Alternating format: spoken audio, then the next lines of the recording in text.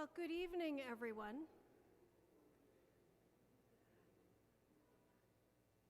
Oh my, the sound system is already 110% better than previous sound systems. So kudos to the Dean and the Cathedral Chapter for the work that they did to ensure that we have good communications technology this evening. And thank you all for being here. It is a delight and a joy to welcome you to this, our diocesan gathering. When we started thinking about it, it was in the context of we had recognized we needed to move remember we once said that we were going to do our special budget convention this weekend, but then we realized that we needed a little bit more time to do special budget processes, and we still had the dates reserved. And knowing that we were moving to an online, a Zoom budget conversation for convention, it just made a lot of sense to gather people as an opportunity to celebrate together, to kind of come back after some months and even in some cases years apart. One of the great gifts of convention old style, remember pre-pandemic, was that ability to see folks you hadn't seen in a long time, to have conversations over coffee that you might not have had for a while, to wander around and learn about the different ministries and opportunities and where God is at work in our diocese. And so moving to an online special convention, we were going to lose that.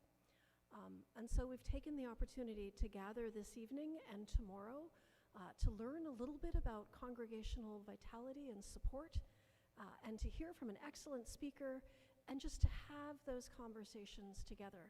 That's why we weren't rushing too much over the abundant snacks of earlier, and there'll be stuff tomorrow to enjoy as well. I hope you'll find in the moments opportunities to talk to people you haven't seen in a while, or perhaps haven't met before. Introduce yourselves to folks from another congregation across our diocese. Geographically, we're not huge. You can drive from the top to the bottom in about 3 hours. But sometimes it feels like we're very far apart. And so this is one of those opportunities to come together and celebrate who we are. As we gather this evening, I'm going to introduce our speaker in just a moment, but I thought I would begin with the prayer by John O'Donohue from this lovely little book called To Bless the Space Between Us, a book of blessings. I'm going to use the blessing for celebration, because I think that's what we're doing tonight. We're celebrating our community, our diocese, and the ways that we can be present to one another. The Lord be with you. Let us pray. Now is the time to free the heart. Let all intentions and worries stop. Free the joy inside the self. Awaken to the wonder of your life. Open your eyes and see the friends whose hearts recognize your face as kin. Those whose kindness, watchful and near, encourages you to live everything here. See the gifts the years have given, things your efforts could never earn, the health to enjoy who you want to be, and the mind to mirror mystery. Amen. So I'm delighted to be able to introduce our guest speaker, our keynote speaker this evening, which is the Reverend Canon Alyssa Newton. Alyssa is actually someone I've known for a few years. She is a friend of mine, and also she is one of the experts in the Episcopal Church on congregational vitality. She's written this marvelous book that came out, I think it was just this past summer. Last fall. Time flies when you're having fun. So, but it is called Vital Christian Community, 12 Characteristics of Healthy Congregations. She's a renowned speaker and someone who engages with dioceses and congregations across the Episcopal Church in the work of congregational vitality. I'll read you the blurb from the back, just so you get a sense of what her day job is, but I think you're going to really enjoy tonight's presentation. Alyssa Newton serves the Episcopal Diocese of Olympia as Canon for Congregational Development and Leadership Formation. She's also the vicar of St. Columba's Episcopal Church in Kent, Washington. I think you're no longer the vicar, and now you're full-time on the bishop's staff. But she is a co-founder of the College for Congregational Development. And that is actually one of the main ways that dioceses and congregations get support for congregational development across the Episcopal Church. And she has over a decade of experience as a development consultant in congregations across the mainline church. Alyssa lives in Des Moines, Washington. Thank you for being here. Delighted to welcome you. Look forward to the conversation and also to the opportunity to connect with you following this keynote address and tomorrow morning at various times. Welcome, Alyssa Newton.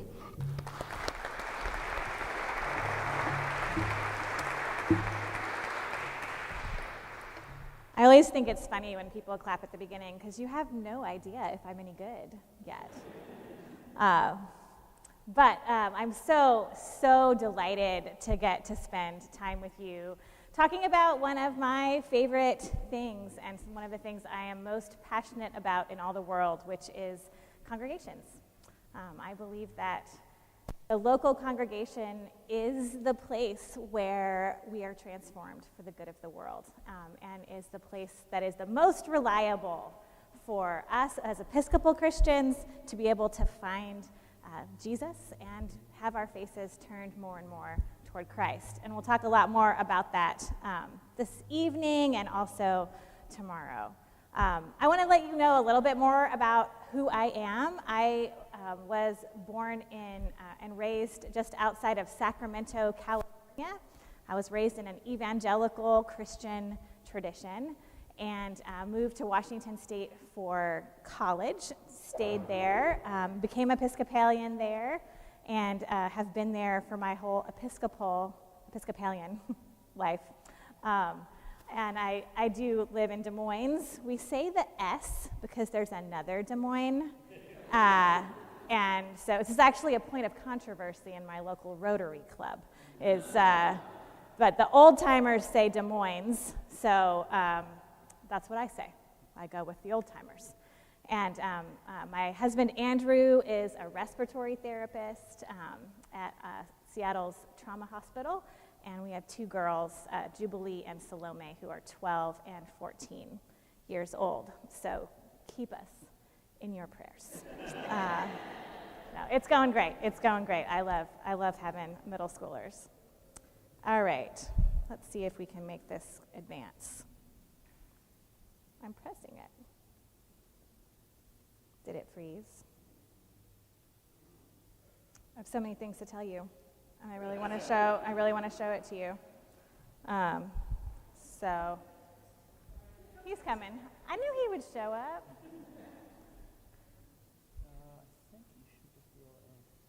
Yeah, that's the thing I'm pressing. Make the keyboard happen, and then we'll. All right.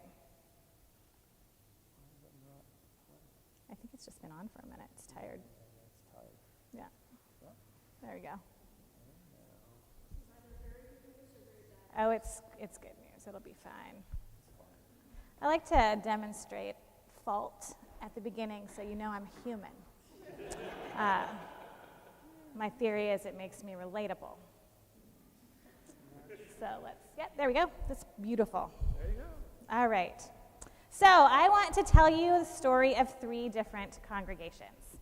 And I've been working with congregations for longer than I've been a priest. I've been doing congregational development, consulting, and training for about 16 or 17 years, and have gotten to work with literally hundreds of congregations all across our Episcopal Church, and quite a few in Canada as well. So I want to tell you the story of 3, and I want you to think in your mind which one of these congregations is vital, has vitality, the way that you would measure it, and also which one of them do you think needs development, needs to be developed, okay? So I'm going to start with St. Swithin's. We actually have one in the Diocese of Olympia, by the way. Yes. It's not just a term that seminary professors use for hypothetical congregations. So St. Swithin's, let me tell you about them. They have an ASA. ASA is Church Talk for Average Sunday Attendance. St. Swithin's has an average Sunday attendance of 12 people, mostly from 2 families. They're in a rural location, a logging town that has a sagging economy, and so it's really hard. People don't stay there often. They have one Sunday service at 10 a.m., and they have figured out Zoom and live stream during the pandemic, and so you can watch that on Zoom if you log in. Their midweek Bible study now happens only on Zoom, so they don't get together in person for the midweek Bible study anymore. They are the providers of their region's only food bank, and they run this all themselves and with other people from the community helping out. And weirdly, they have $1 million endowment that pays for them to have some part-time clergy and the upkeep of their little chapel-like sanctuary. Anyone ever met a church like St. Swithin's? Yeah, I've seen quite a few. So that's one. Do they need development? Those are the questions that we're asking. St. Albans. St. Albans is an Anglo-Catholic congregation in a very urban downtown setting that has an average Sunday attendance of 75, which is down considerably from their peak in the 50s when they had over 200 people in church every Sunday morning. They are made up mostly of GLBTQ plus folks who don't have children, although a few families with kids have started coming in the last year. Most of those are, fascinatingly, from evangelical backgrounds. So they have started to kind of filter into this really high church congregation. They have a large historic building with many unmet capital improvement needs. No one here can relate, I know. St. Albans has used up almost all of their financial reserves in order to keep one full-time clergy person, and they are currently proposing a deficit budget for the coming year.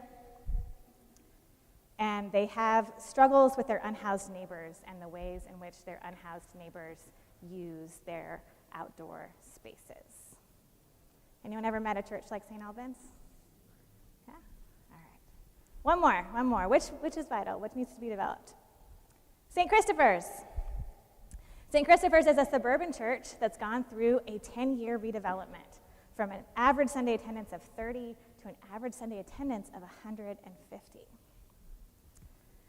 They are made up mostly of working and middle-class families. They share space with a Kenyan congregation, many of whom are Anglican and also attend the Sunday morning church.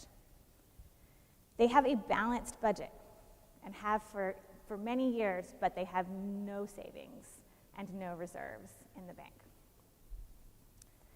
And they have a large community garden on the property, which is mostly used by immigrant and refugee families who are new to the area, and there's a lot of back and forth between them and others. So, looking at these 3 cases, anybody know a church like St. Christopher's? So, looking at these 3, which congregation do you think is a vital congregation, has vitality? Who says St. Swithin's? Who thinks St. Albans? Who thinks St. Christopher's? That's true. And who needs to be developed? So the answer, of course, is all of them. And all of them could be developed. So if there's one thing I want you to take away from tonight, it is that if there are people attending your church, then your church is vital. There's vitality there.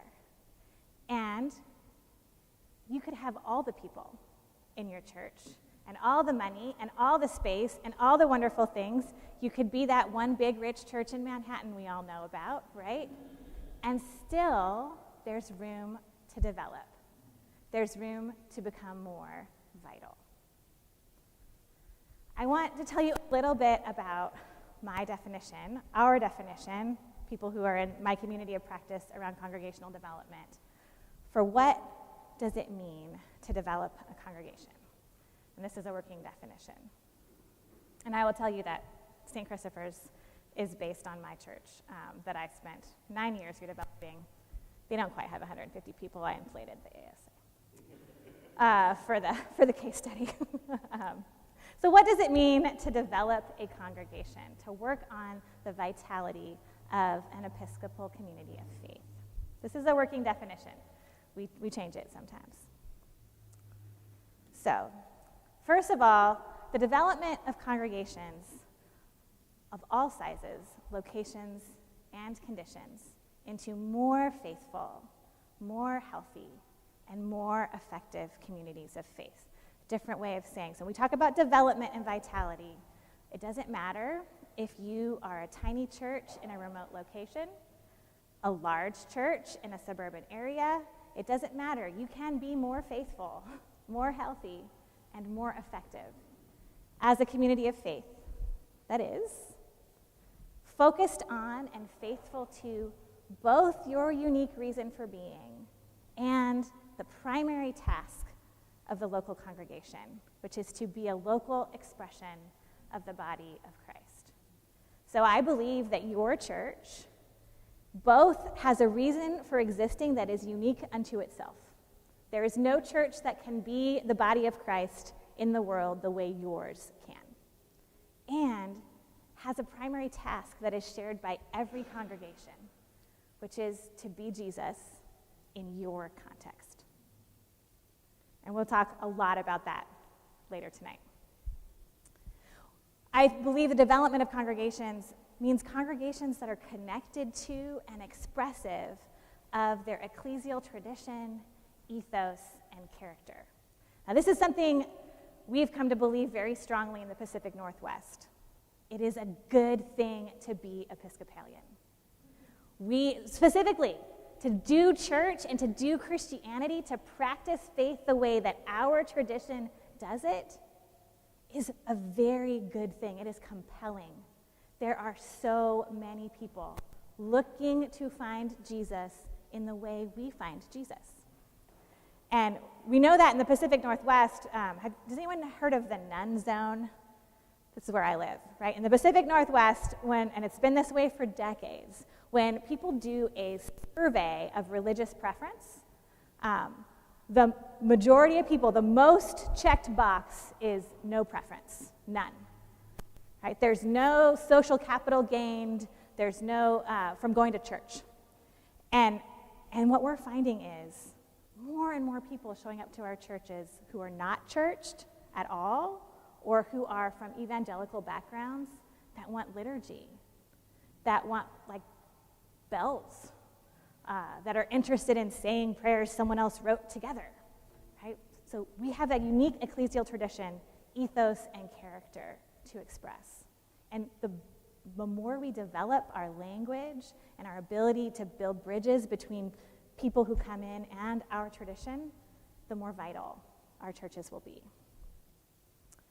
We want to develop churches that are self-renewing and responsive to challenges and opportunities before them.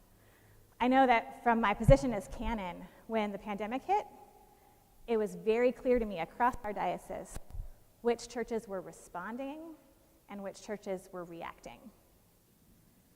The responsive churches actually got healthier during the pandemic. Giving went up. They figured things out. They loved each other more. And our reactive churches kind of fell apart. We have something like 7 formerly cardinal parishes that can't afford full-time clergy anymore after the pandemic. They were just wrecked by it. Their endowments did not save them in that respect, right? So we don't have endowments out there much. And so we want our congregations to know how to self-renew and to be able to recognize both challenges and opportunities and respond to them. We want congregations that are sustainable or who are working toward greater sustainability in terms of a fit between the elements of their organizational life and their vision for ministry, leadership, culture, size, property, etc. How many of you struggle with church systems where there's a building that doesn't quite fit the staffing, that doesn't quite fit the budget that you've got, that might have the number of people? Anybody resonate with that? Many of us are in church buildings that were built a long time ago for a very different set of needs, right, than what we have right now. So a sustainable or working towards sustainable fit, that's part of vitality. That's part of sustainability. And more than anything else, working on development, on vitality for congregations means fostering a culture of transparency, collaboration, courage, flexibility, and forgiveness, in which the congregation and its leaders have a greater sense of choice.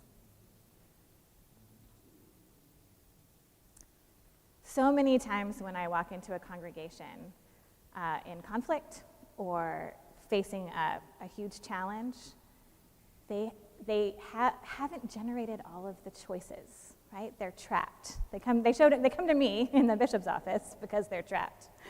Different goal. Go to the bishop's office before you're trapped. But these things, helping our congregations have courage and flexibility, actually increase the options, that the ways in which we could be church, the ways in which we could love our neighbors, the ways in which we could conceive of being the body of Christ together.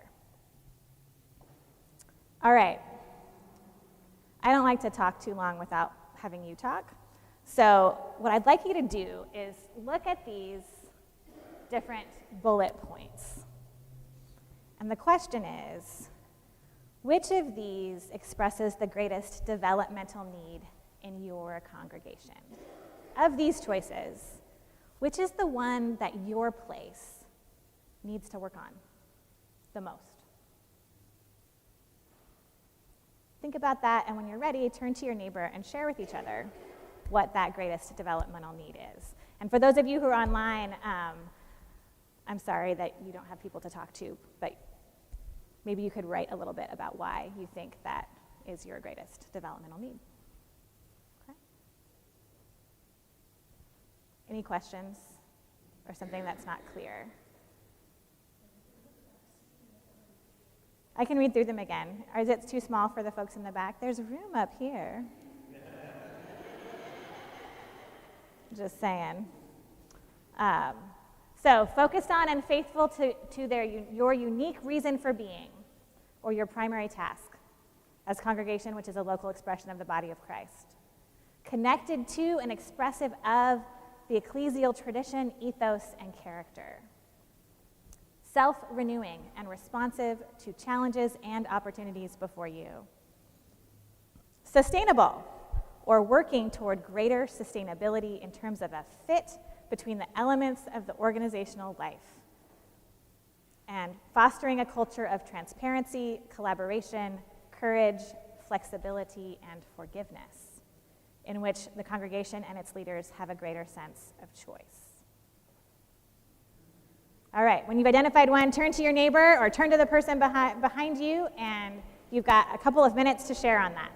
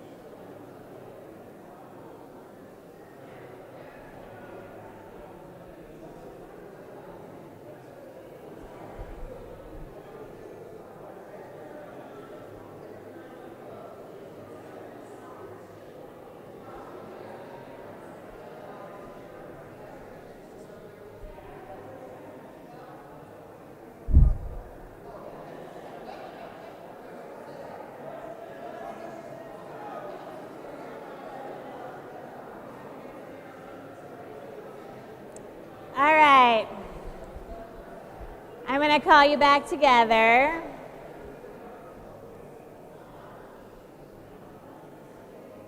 As if I had the power to make you do anything.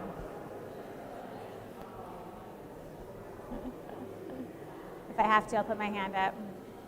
You know, like in kindergarten. There we go.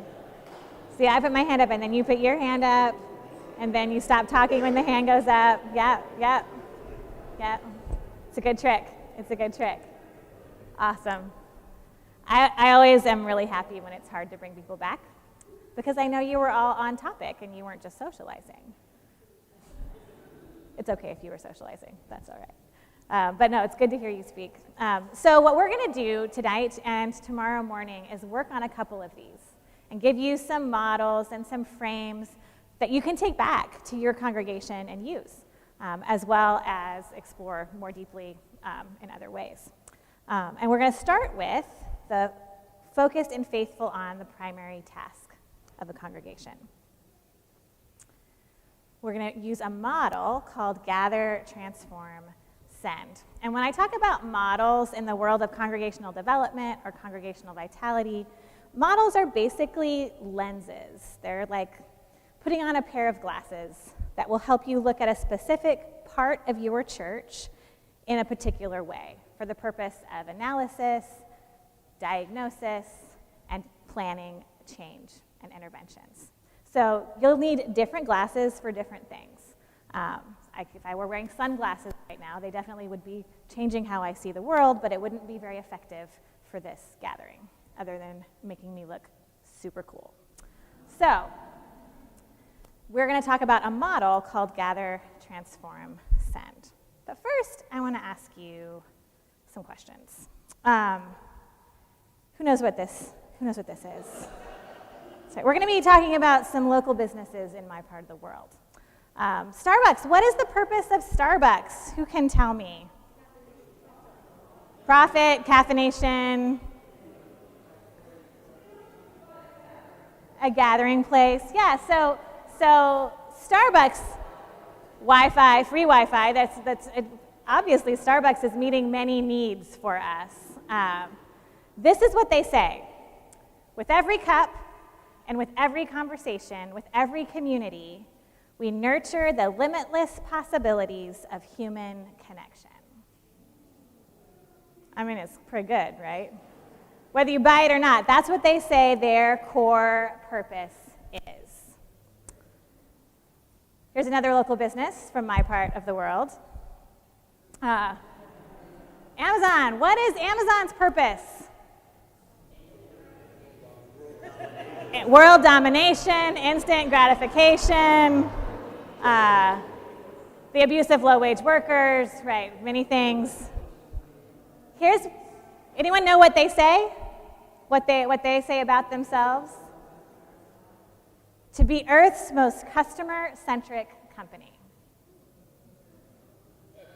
They're not doing too bad at that, are they? Yeah. All right, this is not a local business. The American Red Cross, what's their purpose? Helping people? Save lives, yeah. To protect life and health and to ensure respect for the human being. Right? It does sound like the baptismal covenant, doesn't it? All right, how about church? What is the core purpose of church, the local congregation? To share the gospel, yeah, raise up disciples. We've got lots of answers. I've asked lots of churches this question because the local congregation, it's not quite like any other organization, is it? It doesn't function quite like, I've had churches say, well, we're like my church, St. Columba's. When I first met them, I met them as a consultant, not as a prospective priest. And I asked them this question, and they said, well, we're most like a hospital. Like, people come to us who are all hurt, and we get them better, and then they leave. And I thought, that's not what I want you to be. There's got to be something. Some churches like go for the social club model, right? Like we come here to meet the right people. But that's not what church is for. And when I say church, I mean the local congregation. So here is a definition. For every local congregation when it comes to purpose. The unique purpose and work of a congregation is to gather those called by God into Christ's body, the church. A community of transformation of mind, heart, and action, and to send these same people into the world to be and to act as God's loving and transforming presence. The purpose of every congregation is to gather together God's people, to be a site of transformation, turning their faces more and more toward Jesus, and then to send them out into the world for the sake of the world. I will give you all of the slides, just so you know. You can have them all. So that's the purpose. That's what it's for. Was it William Temple that said that the church is the only organization that exists for people who do not yet belong to it? Right? We're trying to make the world a better place by making people Christian, transforming them there at the church. And this happens in a unique context for every single congregation. No two congregations have the same context. And so what that gathering, what that transforming, what that sending looks like might be radically different from local congregation to local congregation. Your context is going to shape how your place meets its core purpose. And if we were to put all of this into a picture, a visual, it would look like this. Right? Gathering, transforming, sending, all happening in a context. Does this remind you of any other thing we do? This is what our liturgy is, right? This is what happens every Sunday morning or Sunday evening or whenever it is you worship. You come together into a room like this and you meet God in the people, in the sacrament, in the word. And then at the end, what does the deacon say? Go forth in peace to love and serve the world, right? All right. So I'm going to talk about each part of this model in some detail. All right. Gathering. Here's a question for you. I just want you to think about this for a moment. What brought you to your congregation, and why did you decide to stay?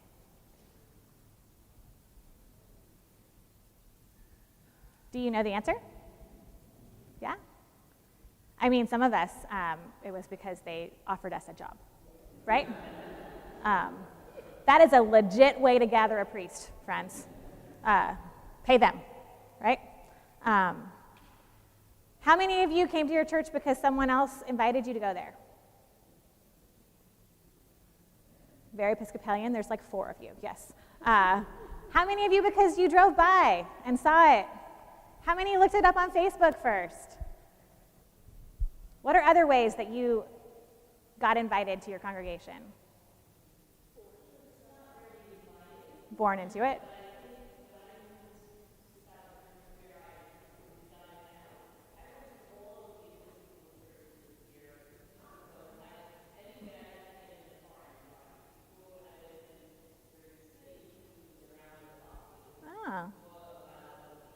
So you did some comparative shopping. Yes, yes. Yes, so how you got there and why you chose to stay might be 2 really different things, right? So when we look at gathering through the lens of this model, we start with invitation, right? Invitation is every single thing that happens to a person before they hit your front door on a Sunday morning. So it is just being an Episcopal church is an invitation for some people, right? There are those people who will come to town and Google Episcopal church, And they're all Googling, by the way. Please have good websites. It is your website. It is your Facebook presence. It is what your building looks like. It is how easy it is to find parking. It is, it's what people say about you as a congregation, so your presence in the neighborhood. It's how they talk about you in the local school. It's all of the things, and it is how well equipped your people are to say those terrifying words, "My church is so wonderful, would you be interested in trying it out with me some Sunday?" Right? I know that sends a chill deep into the hearts of many of us. But it is still an effective way to invite. Actually inviting people also is invitation. So invitation is everything that happens before you hit the front door of your church. And it's not just new people. I'll say this a couple of times. Gathering happens to all of us all the time. We learned this in the pandemic, right? In the pandemic, suddenly a bunch of folks needed to be invited again because they needed to be invited to look at live streams and invited to log on to Zoom, and they didn't have what they needed to do that. So this whole gathering function, there's 4 parts of it, happens to all of us all the time, even those of us who are paid to go. Even though I'm paid to go to a particular church on a Sunday morning, I still choose to go there and want to stay there and go back, right? After invitation is greeting or greet. And this is the ways in which someone is met by your congregation and by the priest there, but a lot of this takes more than a clergy person to do well. It's both what happens at the front door, what smiling face. How many of you remember the first person who greeted you at your church? So just look around and see how important that first moment where someone hands you a bulletin and says, "Good morning, I haven't seen you before, welcome to St. Swithin's," right? As well, it's other elements of what happens. Often bulletins perform a greeting function in a church by saying something on the front of them. I was raised up in a very Anglo-Catholic parish that used the prayer book for lots of things. But they put a little greeting on the front of the bulletin that said in much nicer, more Anglo-Catholic terms, basically, "Hey, look, this is a really complicated liturgy, don't worry about it. It's okay if you don't know what you're doing," basically. I think I said something like, "If you're unfamiliar with the rites and customs of Episcopal Anglo-Catholic liturgy, simply relax and the congregation will carry you," right? But it was a way of saying, we don't expect you to know what's going on, right? That's one way to greet. That was a material that helped people feel more comfortable when they were new. Other things like simply orienting people to where the bathrooms are or what happens with children are greeting functions of your church, part of gathering people in. Next is orient. How do we learn to do things the way we do things in our church? Are there intentional ways to orient people to ministries, to help them figure out what happens at church when it's not Sunday morning, helping them learn about the liturgy, right? When do I cross myself? How do I know it's time to kneel or genuflect? How come half the people are standing and half the people are kneeling? Why do they call it bread when it's actually a cracker, right? These are things people need to be oriented to. How do I volunteer for a ministry? Who's the person I really need to talk to about altar guild? Where can I sit, right, without making anybody mad at me? Those kinds of questions are orientation questions. And our ability to orient people is really important for gathering them. During the pandemic, we had to reorient a lot of our folks. I was impressed with my St. Columba's people, especially the old people. They're very go-getters, and no one here is old. But they were on Zoom. They were on Facebook, ready for lives, and they didn't just learn how to do it. We had to orient them to it. We had to put up with things. We had to tell people directly that you need to close your bathroom door if you're going to use the bathroom during a Zoom session.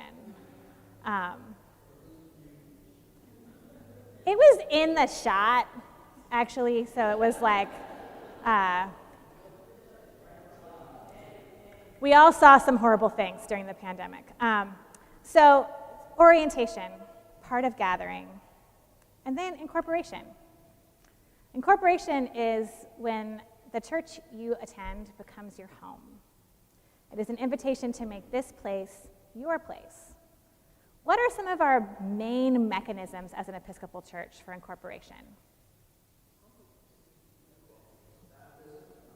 Baptism, confirmation, invitations to pledge, right? If you ask people to give money, you're asking them to buy in, yes, being on the vestry.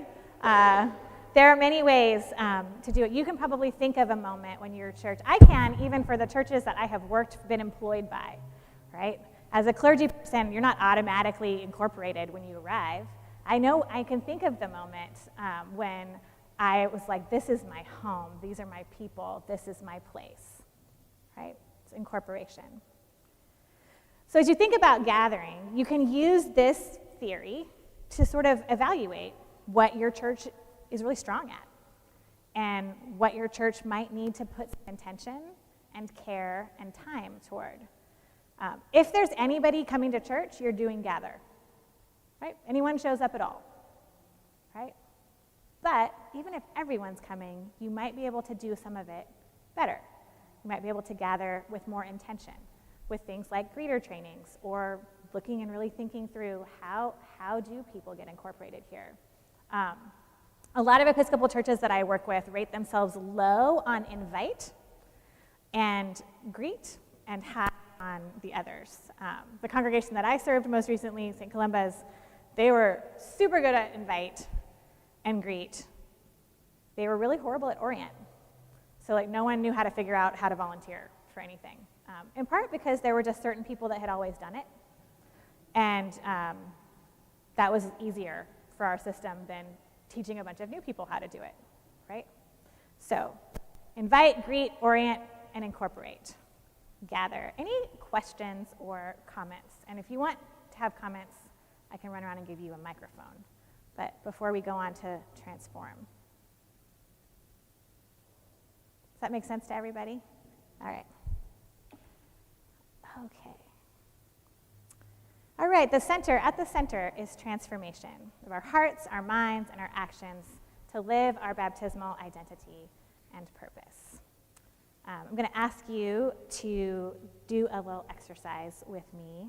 It will be familiar to you. And to simply respond after each question, I will, with God's help. Will you continue in the apostles' teaching and fellowship, in the breaking of bread, and in the prayers? Will you persevere in resisting evil, and whenever you fall into sin, repent and return to the Lord? Will you proclaim by word and example the good news of God in Christ?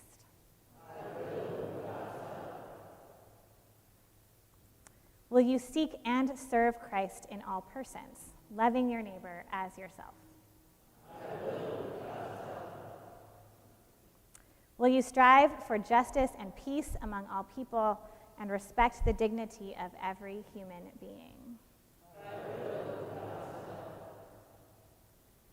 Will you cherish the wondrous works of God and protect the beauty and integrity of all creation?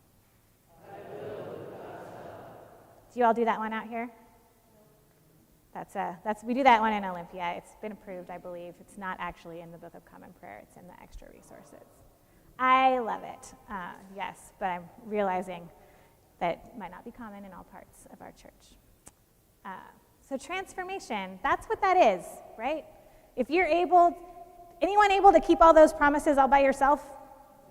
No, we need each other. We need community. We need a place to practice, right?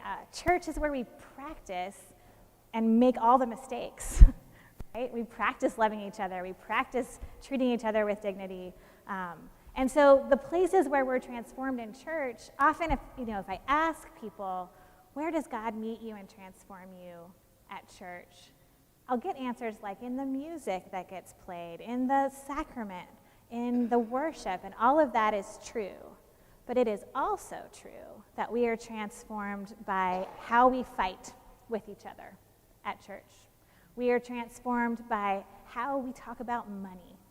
We're transformed by the way we treat children in our worship spaces. We're transformed. I mean, one of the most transformational experiences of church for me ever was the baptism of my firstborn child. My children are adopted, and being able to hold my baby and have my religious community recognize our relationship to each other in the eyes of God was something that still brings me to tears if I spend too much time talking about it. Huge, huge moment of transformation. But it wasn't just about the sacrament, was it? It was about the people. It was about, my child's godparents and the person baptizing her and just all of it all together. We can also cut across the ability of God to meet and transform us in all of these places as well, right?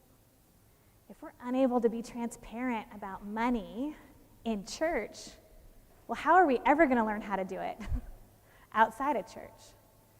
If we keep secrets and talk about people in unkind ways at church, that cuts across the ability of the community to be a place where we learn about kindness and courageous conversations, right? So this transformation is another place you can look at in your congregation. You can think about where are the places where God is really moving and transforming people here? And where are the places where we're getting in the way of some of that transformation? Where we could be more courageous or kinder or more transparent, right?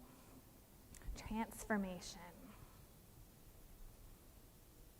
Any questions about transformation? It's really the heart of the model. If we're not transformed at church, what are we doing, right? Why are we there? And then the last part of not the last part, there's actually two more parts, but the last core part that's true for everybody is send. Go forth into the world to love and serve. And we're sent into a number of worlds, right? There's not just one world out there. There's so many. Your people go into their family lives, and those family lives look different depending on who your people are.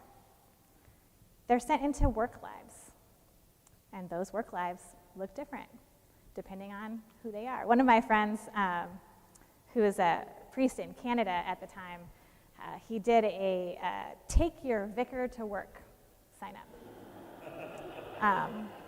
And people could sign up, and he would go spend half a day with them at their work, and just seeing like what they did at work. And he said it was amazing to learn what his people were doing all week when they weren't with him. It built a lot of affection. He realized that they liked him and wanted to show him off. To their work friends, and it was really lovely. We're sending people into society and civic life. Here's one of my favorite things about being Episcopalian. It's one of many favorite things. But one of my favorite things is we believe that actually being a Christian is supposed to make you a better citizen. It's supposed to affect how you vote. It's supposed to affect how you protest or don't protest. It's supposed to affect how you engage in civic life and in society. It should matter in our society that there are Christians in it, being people. And so we're sending people out into that. What we do at church prepares them or does not prepare them to be citizens in this world. And finally, some of us, most of you here perhaps, are sent into church life. Right? There's a certain group, not all of them, but there's a certain group in every congregation that spends kind of a lot of their week at church, right? Doing church stuff, the business of church.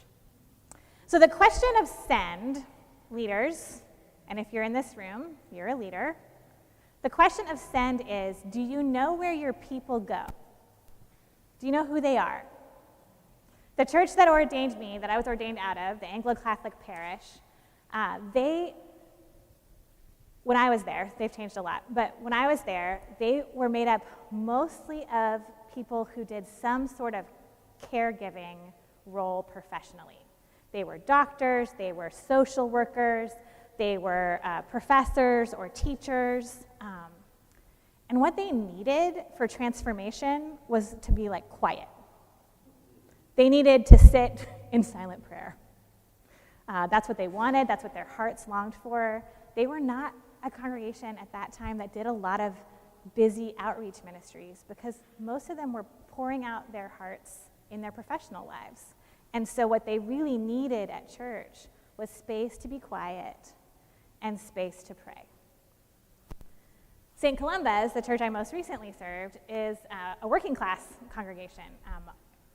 We have nurses, we have teachers, but we also have cab drivers and concrete pourers and lots of people in manual labor jobs and lots of people in jobs that those people don't feel has a lot of intrinsic meaning.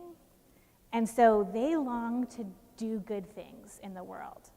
So they love to feed the homeless and have food banks and make, community gardens and keep bees and do all of these things together. And that actually is what they need for transformation. Because when they go out into the world, many of them don't feel like there's a lot of intrinsic meaning in what they do. So knowing where your people go and being able to assess what they need at church is what I think about send, right? If you are mostly sending retirees into the world, when you have Bible study and what you provide in terms of Sunday morning worship is going to be different than if you've got a lot of stay-at-home moms in your congregation, or if you have a lot of double-income working families with kids. Does that make sense? So knowing your people. St. Columba's is a very purple congregation. They have a lot of socially conservative folks as well as very progressive folks. And so preparing them for society and civic life was a lot about getting those people to talk to each other. We did a lot of work on learning how to have civil conversation with people you don't agree with. And I'll tell you what, they taught me most of what I know about it at this point in time, watching them talk carefully with each other about things. The local news actually came and did a segment on us the day after Trump was elected because we were so politically diverse that someone was like, go see what that preacher says at that church tomorrow. And I gave a really different sermon than I would have if I was preaching to a completely blue or a completely red congregation. So knowing about where your people go is why we use this part of the Gather, Transform, Send model. There it is, and there's just one part left, which is in part in terms of what makes your church unique and different. And that is the context, right? Congregations are both deeply influenced by their context and can potentially influence their context as well. So what are some words that speak about context to you? What are some contexts of your places? Who's in a rural context? Right? Anybody in a rural context? No? Who's in an urban context? Right? Suburban context. Maybe more of you, yes. I'm slowly learning about New Jersey. I'm doing data gathering right now. You're teaching me. So that all makes a difference, right? If you're an urban church and people walk by your church all the time, that is going to influence you in a way that if you are a suburban church and you have to put a big sign by the highway to get people to figure out where you are in your neighborhood versus a rural church, right? And that's just a little bit of it. So the first thing to think about is what is unique about your congregation's context? What about it makes it different than other churches' context? Because even if everybody here is in a suburban church, they're not the same, right?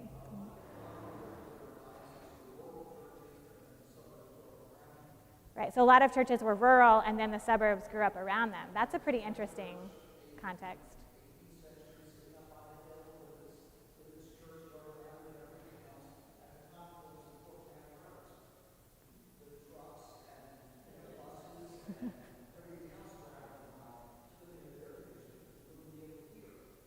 Yeah. Yeah, so another thing about us is that contexts change, right? Contexts change, but the way we exist within our context sometimes doesn't change quite as quickly, right? So one of the things that context helps us to think about, and we'll talk more about your uniqueness tomorrow morning. We're going to spend like an hour just on the uniqueness of you. But is that context changes quickly. And oftentimes, especially in Episcopal churches, and I would think even more out here, I mean, in the West Coast, our churches are babies, right? Like the oldest ones are like 100 years old. But out here, you've got churches that were built way more 100 years before that, right? And so context changes rather quickly. We found that out in the pandemic, where suddenly we were trying to figure out, do we do Zoom? Do we do live stream? Can someone belong to my church if they move to Florida? Well, now they can, right? All of those things. But your neighborhood has a unique story. The people who live there have unique stories. And knowing about what those stories are reveals something about who you are. I'm curious, and I want you to I'm going to give you another chance to talk to each other a little bit about this. What are you and your leadership doing to listen to, understand, or respond to your unique context?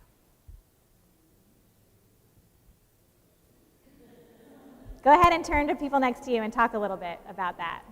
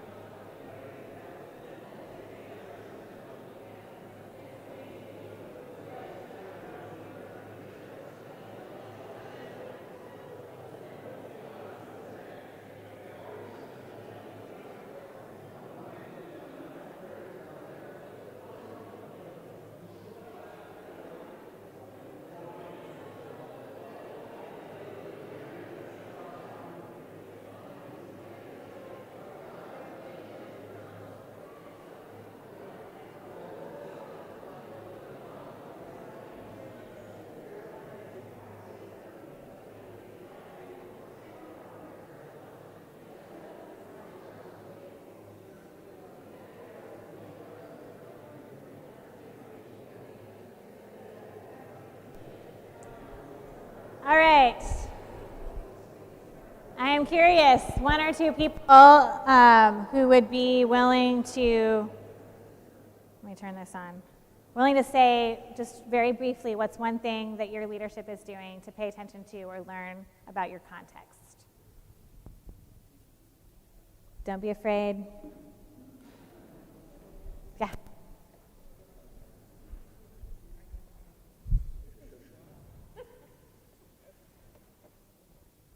Well, I'm serving at St. George's in Pennsville every other week because that's all my health will allow. It's a tiny, tiny church. It was built in the 1700s, 1714. It's the same building there. Congregation is around 25 to 30 on a Sunday, maybe sometimes 20. And they decided on a program called Share Your Food Sunday. And it's one Sunday a month. You have to bring your food, something from your own pantry. You don't go out and buy it special. Something that you've had as your own that you give to the church kitchen. And then everyone gathers together and sorts it out after church, and they give it to the Visiting Nurse Association down the street. And the visiting nurses take the food to their patients. And one of the good things I think about, well, of course it's all very local. They know, nobody knows where the food's going, but they do know who some of the shut-ins are. But you don't have to show a need for this food. You could have a lot of money, but still not be able to get to the grocery store if you're living alone. And you're also in a rural area. Yeah, it's very rural, poor, the poorest county in New Jersey. It's where all rural. Awesome. Thank you. That's a great example. Maybe one more? A way that you or your leadership is listening to your context. I was hoping it'd be somebody in the back. I have not gotten all my steps today. Something I noticed when I started at my parish was a kind of a little bit of resentment towards sports. Sports are king. In my area, I think pretty much almost everywhere. People overprogram their kids because their kids got to, I guess, be the best at everything and blah, blah, blah, or they'll have no future, so on and so forth. And so they're, in response to kind of a sense of defeat or at times even resentment towards, we can't compete with sports, I just started going to their games. Go to your kids' games. We're all there, just like their parents would. We're all their family. So I love that. I mean, I do other stuff to connect with our youth too. So it's certainly not just that. But I make it a point to show up to the games and the plays and when I can, because that might be the only time I'll see some of the kids, but they know I'm there. So. Yeah, that's wonderful. Yeah, I mean, I think that a lot of churches that I have consulted with are looking for ways to get parents to parent the way that they parented, So I've talked to, and this happens to lots of there's a lot of tension in churches around kids. I see churches that don't have any, and they say, all we want is children. And I think, do you? Because parents these days generally don't parent the way that my parents did. So children are not quiet in church. Children are not still in church. Children are, fairly uncontrollable from the perspective of last generation's parenting. And to listen to context means not to try to change the way those people are parenting their children, but instead to encourage them in the way that they're parenting their children, because it's exhausting to parent in that way. And so figuring out how to have time where parents aren't with their kids, that kind of thing. I see your hand, but I'm going to make you talk into a microphone because, like I said, I'm only on 9,124 steps. I'm trying to make it to 10,000. Here we go. Okay, I'm not sorry then. I'm helping. Yes, thank you. So yes, I hear that a lot in our church, and when I talk to my colleagues, we need families, we need children, etc., whatever. They're fine. But we have a huge demographic of younger, older people, just retired people, and honestly, that's where we've seen our greatest outreach growth and our greatest involvement with new church members is when they realize we're not just going to plant you in a pew and hand you a book and say, we're glad you're here. We're going to say, we're glad you're here. What would you like to do? Because we have lots of things for you to do. So if the concentration is only on, but we have to have the next generation, fine, but you actually have a whole great big generation that wants to go to church, that is going to church, that will find a church, and that really want to feel as though they are doing something and serving God, and the little ones are watching what they're doing. And so are the not so little ones. And so if you ignore that demographic, it's at the cost of the whole church. Yeah, absolutely. And that's our changing context. I really was answering the question, I promise. You were. You did a great job. Listening to context is figuring out who is going to come to church, right? And letting go of some of the ideas we have around what church should look like. Some of the churches I've been to, we have lots of different island communities in the Diocese of Olympia. We have several islands. And a couple of them are places people go to retire, primarily. And I remember being at one of those churches and saying, what do you really need? And they say, we just want children. And I was like, there's only like 10 on the whole island. There's more than 10, but there's not a lot of them, right? Their context was exactly that. Lots of early retirees who are fantastic because they want to do things at church. So part of listening to context is letting go of preconceived notions about what church should look like. Or, if you've got a lot of kids in your neighborhood, letting go of preconceived notions about what parenting should look like, or what having kids in church should look like. We practiced a lot of silence at St. Columba's. In St. Columba's, when I first got there, there was about 35 people on a Sunday, and the average age was in like 82. And when I left them last June, our ASA was really a lot closer to 100, and I think it was like 25% of the congregation was under the age of 16. So huge growth in children and families. Silences at St. Columba's are not very quiet. We sit in silence together, and at least the adults sit in silence together after the sermon, after the second reading, after the sermon, and after communion. And the kids are not quiet. That's just not what kids do. But I would always wait. In the one after communion, there would maybe like 70% of the time, there'd be a moment where everyone was quiet. And it was so sweet. And then it would be over. But guess what the number one thing we ask newcomers? What do you love the most about our worship service? Guess what it was? It was the silence, which kind of hurt my feelings because I preached most Sundays. But it was the silence. It was the chance to be quiet and still, and to know that no one would be mad at them because their kid was rolling around on the carpet banging two pieces of wood together.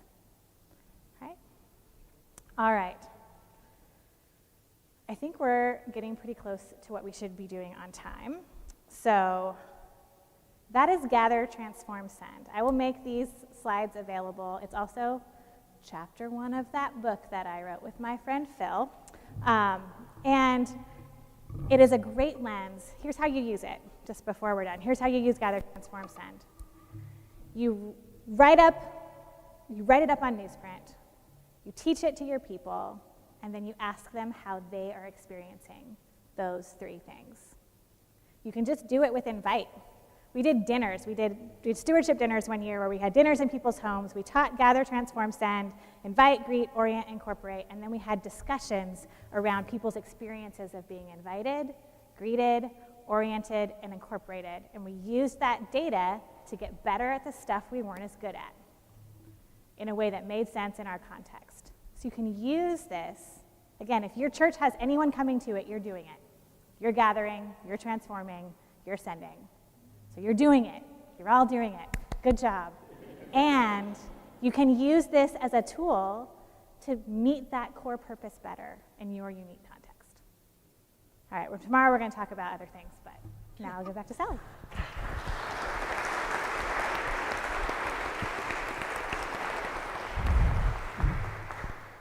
Thank you for that. I loved two things. One, hearing everyone talking in groups, and it was really clear that people were actually having conversations and were engaging in this, not just with the people you came with, but with the people near you as well. So building those connections and beginning to renew the relationships, and it was wonderful to hear. The other is that this is beginning to give us some tools to engage in our contexts and in our congregations. As we go forward, our church today is very different than it was 5 years ago. You asked the question at one point about what has changed in your context in 10 years, and we're really aware that with COVID, it's more than just a long-term horizon. It's the short term has really changed who we are and who our communities are, and that is at times a challenge, but it is also a tremendous opportunity, and there is a holy invitation there. So this is beginning to give us some language and some ways to consider and reflect and some questions and the beginning of some tools to address that. So I'm grateful for tonight's conversation. I'm looking forward to tomorrow. And also, I want everyone to know we've got lots and lots of snacks. There's more snacks that weren't out before, so we hope you'll stay for a bit of a reception time.